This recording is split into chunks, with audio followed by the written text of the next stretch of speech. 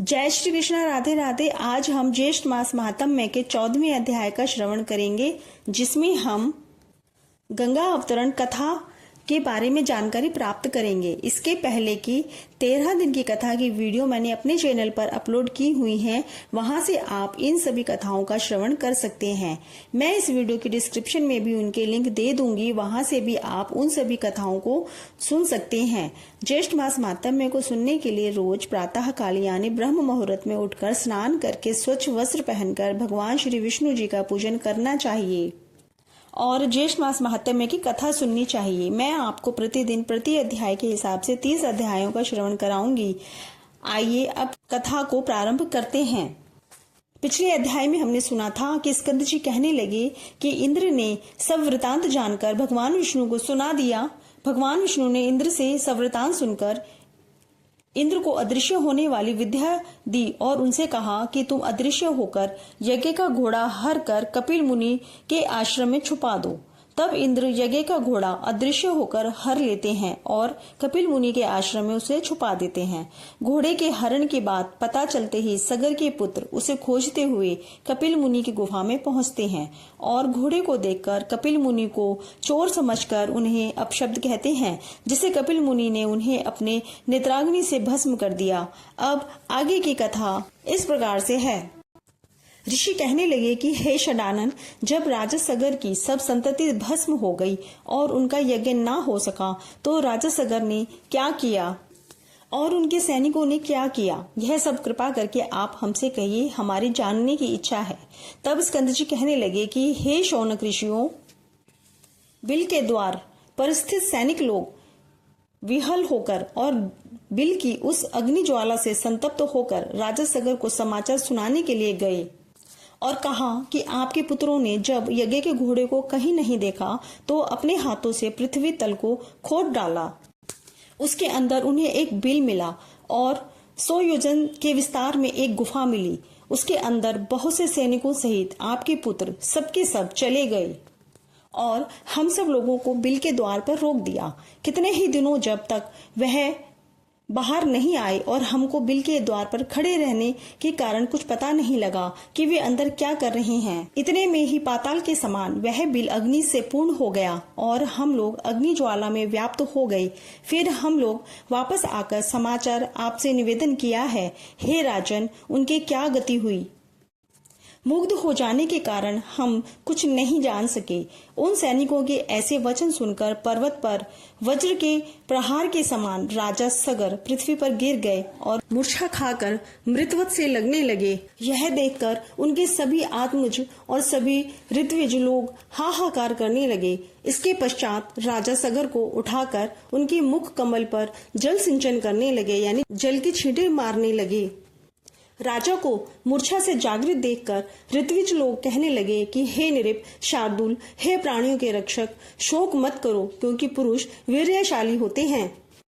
आप और हम सब उस बिल के द्वार पर चलेंगे और वे सब उस बिल के अंदर वाले जीव का बल और पराक्रम देखने के लिए यज्ञ के कार्य को समाप्त करके चल पड़े।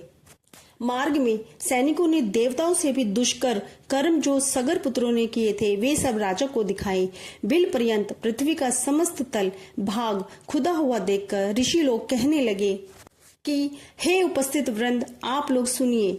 हम सब राजा सगर के भाव को समझकर कहते हैं कि यह बड़ा भारी जो गड्ढा नजर आ रहा है सब समुद्र हो जाएगा। इस प्रकार विवाद करते हुए वह सब विवर के समीप चले गए और उसके समीप सब सेना को खड़ी करके धर्मात्मा राजा सगर ऋषियों के साथ संयत होकर परम अद्भुत भूग्रह के अंदर गए। वह भूग्रह इंद्रलोक के समान रत्नों से प्रदीप्त, प्राणियों के संचार से रहित और सुंदर था, परंतु भस्म से पूर्ण था। राजा व ऋषि लोग देखकर क्रम से उस तेज पुंज के पास गए।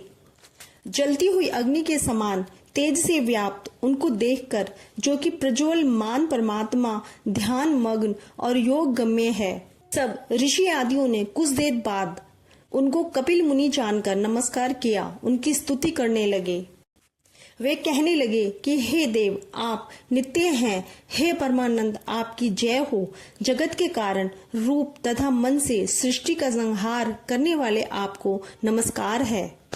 हे सत्य गुण को धारण करने वाले हरि स्वरूपा, आपको नमस्कार है। तथा तम रूप में स्थित रुद्र यानी शिव स्वरूप, आपको नमस्कार है।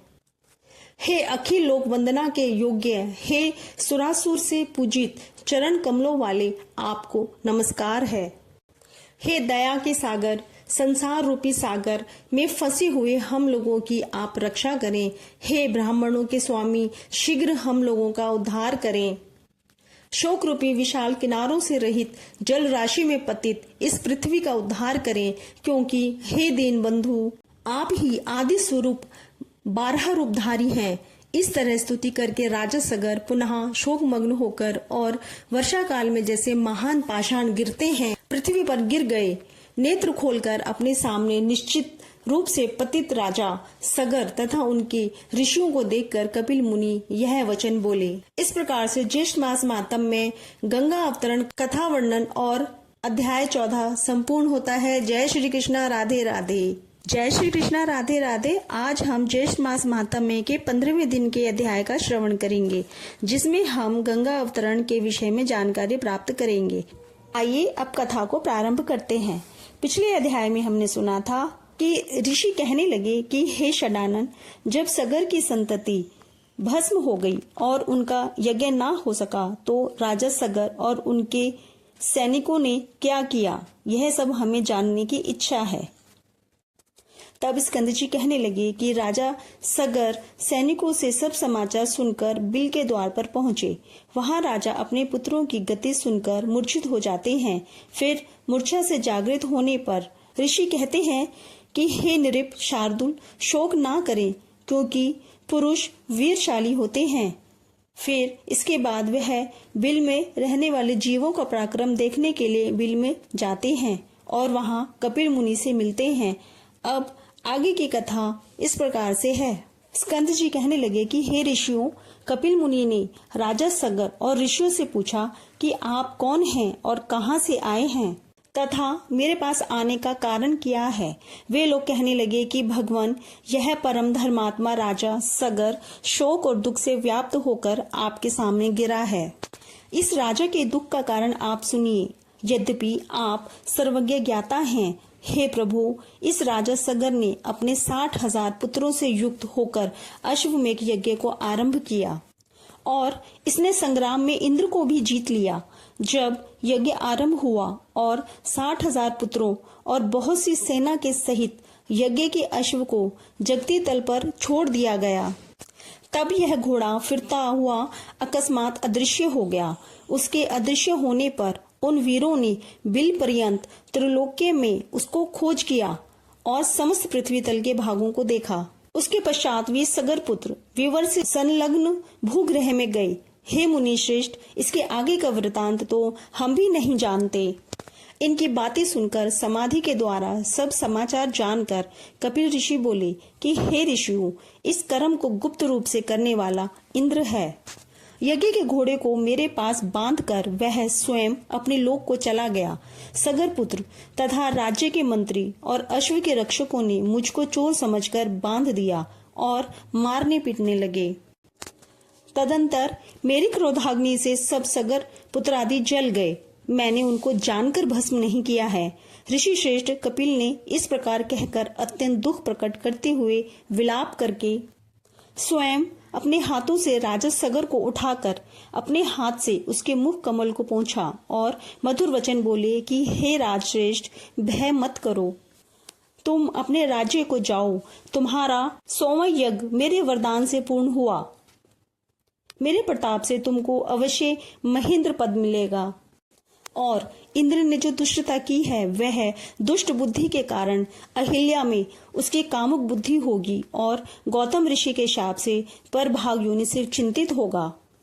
इस प्रकार राजा सगर को वर और इंद्र को श्राप देकर फिर राजा सगर से बोले कि हे राजन, तुमको एक प्रिय पुत्र की प्राप्ति होगी और उससे सत्या नाम की श्रेष्ठ पुत्री होगी और उनसे बड़ा शूरवीर और सत्य पराक्रमी पुत्र भागीरथ नाम से विख्यात सूर्य कुल का भूषण उत्पन्न होगा। वह शस्त्र और अस्त्र विद्या में कुशल, नीतिमान, सत्यवान और पवित्र आचरण वाला होगा। वह समस्त पृथ्वी को जीतकर अति दुष्कर तप करेगा। तप के प्रभाव से गंगा जी को स्वर्ग से अपने पितरों के उद्धार के लिए लाएगा। उस गंगा जी के दिव्य जल बिंदु के स्पर्श से आपके सभी पुत्र दिव्य देहधारी हो जाएंगे और तुम्हारे साथ विष्णु मंदिर वैकुंठ लोक को जाएंगे। पृथ्वी पर राजा भागीरथ से लाई जाने वाली श्री गंगा जी भागीरथी के नाम से प्रसिद्ध होंगी। महात्मा कपिल ऋषि के वचन सुनकर राजा सगर ने कपिल देव जी का ऋत्विजों के सहित पूजन किया और नमस्कार करके अपने नगर को आए। इसके पश्चात बड़े कष्ट के साथ कुछ समय बीतने पर एक अच्छे दिन मुहूर्त में सती सुभगा को पुत्र उत्पन्न हुआ। अनेक गुणों से युक्त दूसरे जयंत यानी इंद्र का एक पुत्र था जिसका नाम जयंत था, तो जो दूसरा पुत्र उत्पन्न हुआ उसको जयंत के समान लगता था, इसलिए उसको दूसरे जयंत के समान कहा। तब वशिष्ठ मुनि ने आकर उस पुत्र का जात कर्मादि संस्कार किया। उसके जन्म के समय गोदान तथा अनेकों और दूसरे दान देकर अन्य जनों को वस्त्र, धन आदि देकर प्रसन्न किया। 12वें दिन उस बालक का नामकरण संस्कार करके उसका नाम भगीरथ रखा और शुक्ल पक्ष के चंद्रमा की तरह प्रतिदिन वह बढ़ने लगा। उपनयन समय आने पर राजा सगर ने विधिवत अपने पौत्र का उपनयन संस्कार किया। वह राजपुत्र 16 वर्ष की आयु के पूर्व ही हाथी, घोड़ा, रथ आदि समस्त विद्याओं और कलाओं का पूर्ण ज्ञाता हो गया। उसको समस्त गुणों से पूर्ण, राज्य भार को सहन करने में समर्थ, महान, तेजस्वी जानकर तथा मंत्रियों के साथ विचार करके उस सुजन्मा भगीरथ को राज्य दे दिया। राजा भगीरथ अपने पितामह का राज्य पाकर समस्त भूमंडल पृथ्वी का पूर्ववत पालन करने लगा।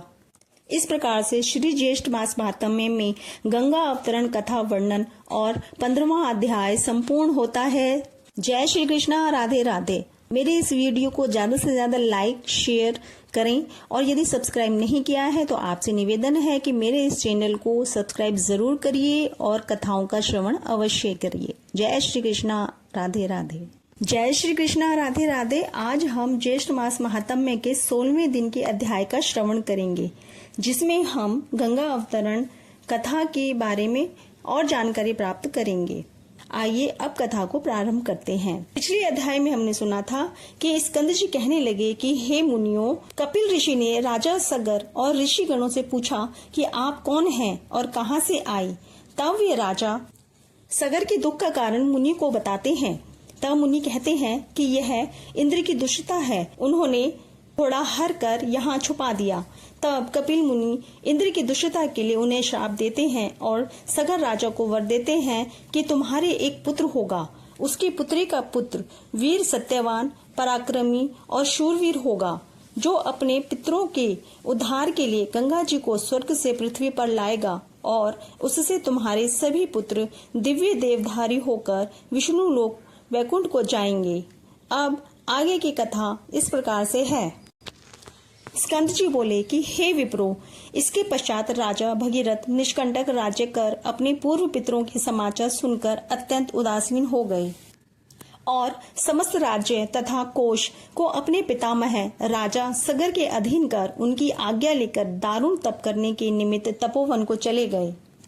वे वहां पर श्री शिव जी को प्रसन्न करने के लिए निराहार रहकर स्थिर चित्त से पंचाक्षरी विद्या ओम नमः शिवाय का जाप करने लगे तथा 10 वर्ष तक दिन रात एक पैर से स्थिर रहकर जल मात्र आहार करके तथा वायु पीकर तप करने लगे। इस प्रकार तप करते हुए जब राजा भगीरथ को बहुत समय बीत गया, तब भक्त वत्सल श्री शिवजी महाराज स्वयं वहां आकर प्रकट हुए।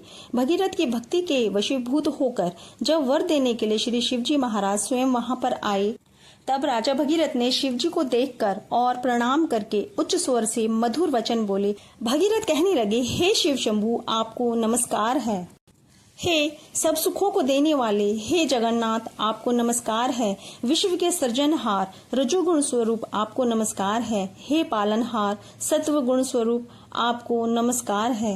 हे सबके पालनहार कर्मों के फलदाता भुक्ति और मुक्ति के दाता मन कर्म वचन स्वरूप ब्रह्मीभूत आपको नमस्कार है। वायु को अंदर रोककर ध्यानशाली योगी लोग जिस निरीह शंभु को देखते हैं उन सदाशिव को सदैव नमस्कार है। स्कंद जी बोले कि हे ब्राह्मणों, इस प्रकार भगीरथ की स्तुति से प्रसन्न होकर शिवजी बोले कि हे राजन, हम तुमसे बहुत प्रसन्न हैं, तुम वर मांगो। ऐसा सुनकर राजा भगीरथ बोले कि हे शिव, यदि आप मुझ पर प्रसन्न हो तो मुझको आप दृढ़ भक्ति प्रदान करें और पितरों की विशुद्धि के लिए सिद्ध से गंगा जी को यहाँ लाइए। तब शिव जी कहने लगे कि राजन, वह गंगा स्वर्ग में वास करती हैं। गंगा जी को यहाँ लाने की हम में सामर्थ्य नहीं है।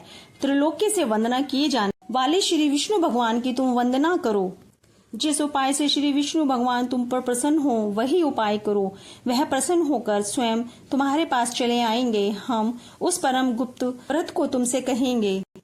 हे राजन, प्रथम सूर्य पुत्र ने भगवान विष्णु की स्तुति की और नमस्कार कर उनको प्रसन्न किया। प्रसन्न होकर भगवान विष्णु ने उस योग्य व्रत को करने के लिए उनसे कहा और उसकी विधि आदि भी समझाई।